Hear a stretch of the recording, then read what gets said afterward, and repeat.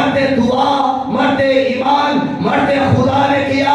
وہ یہ کام کیا کہ اس نے 12 پتھر لیے اور 12 پتھروں کو اس نے بڑے کرینہ کے ساتھ چنا، پھر لکڑیاں لی، ان کو بھی بڑے کرینہ اور سلیقہ کے ساتھ چن کر لگائی، اور پھر کہا بیل کے ٹکڑے ٹکڑے کر کے اس بیل کا سارا گوشت لکڑیوں پر رکھ لو۔ اب پھر اس نے اس کے بعد ایک اور عجب و نرالا کام کیا، اس نے کہا 4 پانی کے بڑے مٹکے بھر کر ان کے اوپر انڈھیل دو، اور سارا گوشت بھیگ گیا، لکڑیاں بھیگ گئی، اور جو چاروں طرف کھائی کھودی گئی تھی وہ بھی پانی سے بھرنے لگی۔ اس نے کہا اب دوبارہ کرو، 4 مٹکے پانی کے اور پار ڈال دیے گئے۔ اس نے کہا سے 12 کرو، 4 مٹکے اور پانی کے ڈال دیے گئے۔ کل پانی کے مٹکے کتنے ہوئے؟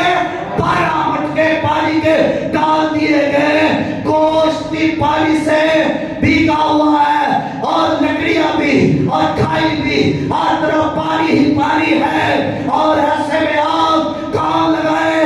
یہ تو وہ بات ہے، پانی میں آپ لگایا۔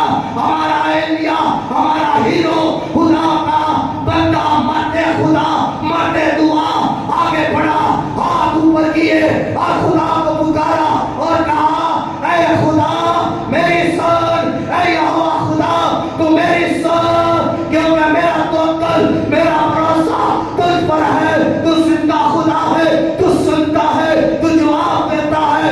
آج معلوم ہو جائے کہ تو ہی اسرائیل میں زندہ خدا ہے، جو قدرت میں بے مثال، جس کی قدرت کے مد مقابل کوئی نہیں ہے، جس کے کوئی جلال کا ساری نہیں ہے، جو اپنے معجزوں میں بے مثال، جو اپنی قدرت میں بے مثال، جو پانیوں کو چھین کر اپنی قوم کو اس میں سے نکال لاتا ہے، جو پانی کو اٹھا کر ایک جگہ پر اکٹھا کر دیتا ہے۔ اور وہ خدا جو زندہ خدا ہے، جو آسمانوں سے مان برساتا ہے اور خشک چٹانوں میں سے اپنے لوگوں کو میٹھا پانی پلاتا ہے، تو وہ خدا ہے جو اپنے لوگوں کی ضرورت کے لیے گوشت مہیا کرتا ہے اور اپنے لوگوں کو ہاتھوں پر اٹھائے پھرتا ہے۔